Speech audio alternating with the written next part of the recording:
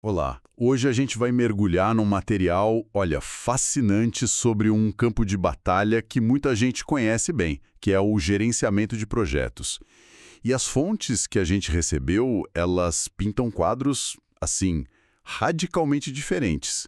De um lado, a gente tem uma visão quase apocalíptica que chama o que o mercado faz de planejamento, de uma farsa completa, uma crise de caráter técnico. E do outro lado, assim, em contraponto direto, uma perspectiva que argumenta que os problemas não são de incompetência individual, mas sim de um sistema inteiro que está em transformação, sabe? Um sistema que cresceu antes de amadurecer. É a clássica tensão, né? A culpa é da pessoa ou do ambiente em que ela opera. Exatamente. E como se não bastasse essa disputa filosófica, a gente mergulhou num terceiro documento. Um manual de operações quase militar. Um método passo a passo tão rigoroso que parece desenhado para não deixar espaço nenhum para o erro humano. Para o caos do sistema. Isso. Nossa análise hoje vai explorar justamente essas três posturas. A do acusador implacável, a do defensor sistêmico e a do engenheiro metódico. Vamos tentar entender não só o que está quebrando nos projetos, mas as filosofias conflitantes por trás de quem tenta consertá-los. Ok, vamos começar com a artilharia pesada, a visão do acusador. Uma das fontes descreve o cenário atual como um, abre aspas, teatro onde todo mundo finge que está controlando. É uma frase forte. Fortíssima. A crítica é brutal, na verdade. Diz que o mercado contrata planejadores cheios de certificados que, assim, na prática, nunca planejaram nada de verdade, sabe? Uhum. São chamados, sem a menor cerimônia, de repetidores de slides e recicladores de jargões. E o que eu acho fascinante aqui é o alvo da crítica. Não é a falta de ferramenta, não é a metodologia, mas a falta do que a fonte chama de caráter técnico. O que seria exatamente esse caráter técnico? A acusação é que, quando um planejador diz essas informações não existem para eu poder planejar, o que realmente falta, segundo a fonte, é a capacidade de buscá-las e interpretá-las. Ou seja, é uma acusação de incompetência disfarçada de dificuldade externa. Exatamente. A fonte argumenta que a informação está lá. Está no contrato, está nos desenhos de engenharia, no fluxo de caixa previsto, mas a pessoa não tem a habilidade de traduzir isso para um modelo de planejamento que funcione. E tem a analogia que a fonte usa que é demolidora. Diz que dar ferramentas sofisticadas, tipo o MS Project ou Primavera, para quem não tem essa base... É como dar uma Ferrari a alguém que mal sabe andar de bicicleta. Exato. A ferramenta em si não erra. Ela só revela a imaturidade e a incompetência de quem está operando. E o autor vai além, ele diz que o uso dessas ferramentas chega a ser patético. Softwares caríssimos, que são motores de cálculo poderosos, sendo usados como se fossem tipo blocos de nota digitais. Como assim? Muitas vezes com a lógica de cálculo desligada, sabe? Só para produzir um desenho bonito, um gráfico colorido para uma reunião, mas sem nenhuma substância analítica por trás. É a aparência do controle sem o controle de fato. Mas essa visão não é um pouco elitista? Quer dizer, a maioria dos profissionais aprende na prática. Como alguém vai aprender a dirigir a tal Ferrari se nunca puder nem entrar nela, mesmo que seja para dar umas engasgadas no começo? É uma ótima provocação. Acredito que a resposta da fonte seria que não se trata de elitismo, mas de respeito às fundações. Ninguém aprende física quântica brincando com um acelerador de partículas. Primeiro se aprende a matemática, né? Certo. O que a fonte defende é que as pessoas estão pulando a etapa fundamental de entender a física do projeto, os contratos, a engenharia, as finanças, e indo direto para a ferramenta. E aí, o resultado é o caos. O problema não é usar a ferramenta para aprender, mas usá-la como um substituto para o conhecimento que nunca foi adquirido. Entendi. Então, a tese central é que um planejamento ruim destrói o controle, e um controle incompetente destrói o planejamento. É um ciclo vicioso. Um ciclo mortal para o projeto. A execução da obra, segundo essa visão, acontece apesar do planejamento, não por causa dele.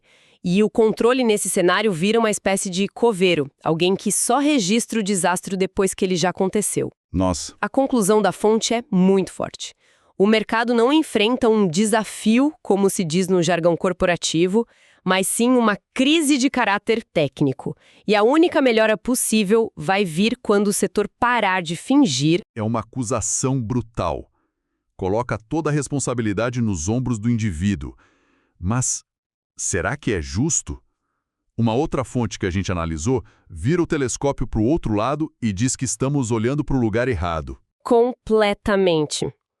Essa outra perspectiva muda o foco de forma radical. Ela diz que os profissionais e as empresas vivem sob uma pressão esmagadora por prazos e com informações, assim, cronicamente incompletas. E aí o planejamento é forçado a começar sem ter os insumos básicos. Exato. Não por uma vontade ou incompetência, mas porque essa é a condição estrutural do mercado. O cliente quer um prazo, o comercial vende aquele prazo e a engenharia que se vire para fazer caber. E isso cria o que a fonte chama de uma natural dissociação entre o plano e a prática. Perfeito. O plano já nasce como uma peça de ficção, uma meta idealizada. E a execução, lá no campo, precisa tomar decisões imediatas para garantir a produtividade do dia a dia, mesmo que isso signifique desviar completamente do plano original. E aí o papel do controle muda, né?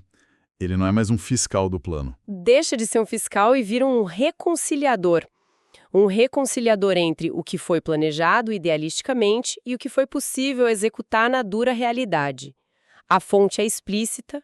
Isso acontece não porque alguém errou, mas porque o sistema impõe esse funcionamento. É uma defesa que diz que a culpa não está no pianista, mas no piano desafinado e no salão em chamas. Exatamente essa analogia. Mas essa visão não é bem mais confortável. Se a culpa é do sistema, ninguém é individualmente culpado. Vira uma espécie de absolvição coletiva que dilui a responsabilidade, né? Dúvida. O problema é de todos e, portanto, de ninguém. E essa lógica se estende à formação. A fonte argumenta que o mercado oferece certificações muito generalistas que não preparam os profissionais para as complexidades do mundo real. Então o problema não seria a incompetência, mas um Amadurecimento coletivo do setor, que ainda está em processo. É uma narrativa que tira a culpa do indivíduo e a distribui pelo ecossistema. Pede paciência, evolução conjunta, em vez de apontar dedos. Que interessante. A primeira fonte diz que os certificados são inúteis, porque as pessoas são incompetentes, e a segunda diz que os certificados não preparam ninguém para a realidade do sistema. É um ótimo ponto. Parece que ninguém gosta dos certificados, mas por razões diametralmente opostas. Exato. Para o acusador, o certificado é uma máscara que esconde a incompetência. Para o defensor, é uma ferramenta inadequada para um trabalho muito mais complexo.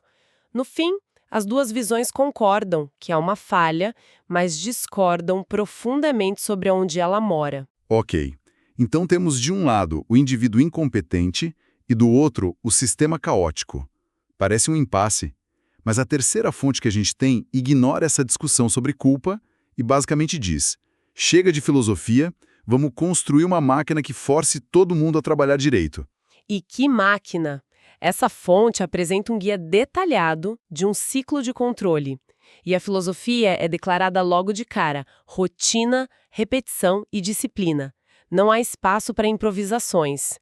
É a antítese do caos. É um processo de quantos passos? 14 passos que conectam o planejamento, execução e decisão num ciclo contínuo, bem alinhado ao conceito de PDCA: planejar, fazer, checar e agir. A ideia é criar um sistema tão robusto que ele discipline tanto o indivíduo quanto o ambiente. E alguns pontos nesse método chamam a atenção pela rigidez quase obsessiva. Por exemplo, o passo 1. As regras de governança e os métodos de cálculo são definidos e travados antes de qualquer outra coisa. Ou seja, não se começa a planejar sem saber exatamente como cada milímetro do projeto vai ser controlado. Não tem mudança de regra no meio do jogo. E essa rigidez continua, né? Continua. O passo 7, que trata do registro de desvios, não é uma simples anotação. É um interrogatório formal. O formulário tem campos para causa declarada do desvio, responsável pelo evento e, o mais interessante, natureza da violação de sequência. Violação de sequência. Sim, qualquer desvio da lógica de engenharia que foi planejada é tratado como uma não conformidade. Quase um incidente que precisa ser investigado a fundo. Então, na prática, se uma viga de concreto atrasou na obra, não basta um e-mail avisando o chefe. De jeito nenhum. Segundo esse método, esse evento geraria a abertura de um documento formal, o RJ, que é o Relatório de Impactos e Justificativas. Ele funciona como um diagnóstico forense. E o que tem nesse relatório? O engenheiro responsável teria que preenchê-lo respondendo: atrasou por quê? Foi chuva, faltou cimento, o fornecedor falhou, o desenho estava errado e, o ponto crucial, qual o impacto em cascata disso no cronograma? Quantos dias de atraso real isso gera? O sistema transforma a desculpa em dados. E depois do diagnóstico vem o remédio, imagino. Exatamente. Os passos 12 e 13 são a criação do RPC, o Relatório de Ações Corretivas, Preventivas e Preditivas. Ele pega o diagnóstico do RIGE e transforma num plano de ação formal, com dono, prazo e critério de aceitação. É um sistema fechado que não aceita vamos ver, estamos correndo atrás, ele só aceita dados, diagnósticos e ações compromissadas. E aqui a coisa fica realmente interessante, porque o método se torna implacável, especialmente na hora de recalcular o futuro do projeto depois desses desvios. A fonte define com unhas e dentes um método específico, o Retained Logic. E este é o coração metodológico da proposta. O autor critica abertamente softwares como o Primavera por oferecerem opções de cálculo que, segundo ele, acomodam o caos da execução. Ele as chama de acochambramentos travestidos de funcionalidade. Acochambramentos travestidos de funcionalidade. Adorei. É forte, né? A visão dele é que se a execução fez algo fora da sequência planejada pela engenharia, o modelo de planejamento não deve se adaptar a esse erro. Pelo contrário, o modelo deve expor o erro e o seu impacto. Pode dar um exemplo prático disso? Como um software acomoda o caos? Claro. Pensa numa função comum como a Progress Override. Ela permite que a equipe de campo informe que começou uma atividade B, mesmo que a atividade A, que era um pré-requisito, não tenha terminado. O software simplesmente aceita. E o que há de errado nisso? Para o autor dessa fonte, isso é um absurdo. É como o GPS do seu carro recalcular a rota para te levar pelo penhasco só porque você virou o volante naquela direção. A função do planejamento, segundo essa filosofia, é gritar sequência errada, você está indo para o penhasco, e não dizer, ok, o penhasco agora é o caminho oficial. Entendi. O método Retained Logic faz exatamente isso. Ele preserva a lógica original e mostra o tamanho do estrago que a quebra dessa lógica causou. Uau! Então, essa máquina, esse método, é a resposta do acusador radical da nossa primeira fonte. É a única cura possível para tal crise de caráter técnico que ele denunciou. Precisamente. É a materialização daquela filosofia. É um sistema que não se adapta à imaturidade ou à indisciplina. Ele as expõe de forma inescapável. Ele foi projetado para forçar a verdade dos fatos a vir à tona ciclo após ciclo, não importa o quão dolorosa ou inconveniente ela seja. Então, no fim das contas, o que a gente tem aqui são 3 posturas, né? 3 mentalidades muito, muito distintas para encarar o mesmíssimo problema de projetos que falham. Exatamente. O primeiro é o acusador radical. O problema é a incompetência individual, é a falta de caráter técnico. As pessoas estão fingindo saber o que fazem. A solução é mais rigor, mais responsabilidade pessoal e parar com as desculpas. A verdade dói, mas tem que ser dita. O segundo é o apologista sistêmico. O problema não são as pessoas, é o ambiente. É a pressão do mercado, a cultura da urgência, a formação inadequada. A solução não é caçar culpados, mas sim uma evolução conjunta e paciente, um amadurecimento coletivo de todo o ecossistema. E o terceiro é o engenheiro metódico. Ele ignora o debate de culpa. Para ele, o problema é a falta de um processo disciplinado. A solução não é culpar a pessoa nem o sistema, mas construir um sistema tão rigoroso que ele force a realidade a se alinhar com a lógica, e não o contrário. É um processo que disciplina à força. E se a gente conecta isso a um quadro mais geral, percebemos que não são só posturas sobre gerenciamento de projetos. são formas fundamentais de abordar qualquer problema complexo em qualquer área. Sem dúvida. Diante de uma falha em qualquer organização, a tendência primária é culpar o indivíduo. Essa é a mentalidade do acusador. É culpar o sistema, a cultura, o jeito que as coisas são por aqui. Essa é a do apologista. Ou a reação é pensar: qual processo falhou aqui e como a gente pode construir um processo melhor que impeça isso de acontecer de novo. Essa é a do engenheiro. No fim, toda organização, quando algo dá errado, se faz essa pergunta, mesmo que inconscientemente. O problema foi a peça, o motor ou a falta de um manual de instruções? E isso nos leva a uma reflexão final. As fontes debatem se o problema está na pessoa, no sistema ou no processo. Mas talvez a questão mais profunda, o fio condutor que une todas elas, seja a disposição para encarar verdades desconfortáveis. A primeira fonte, o acusador, diz que a verdade dói porque revela o que é impossível e o que é mentira, e que essa dor é necessária. A terceira fonte, o método, é uma máquina projetada justamente para forçar essa verdade a vir à tona de forma numérica, ciclo após ciclo, sem espaço para interpretação. Exato. Já a segunda fonte, a do defensor sistêmico, talvez nos ofereça uma maneira de suavizar essa verdade, distribuindo a responsabilidade e tornando a falha mais palatável, menos pessoal.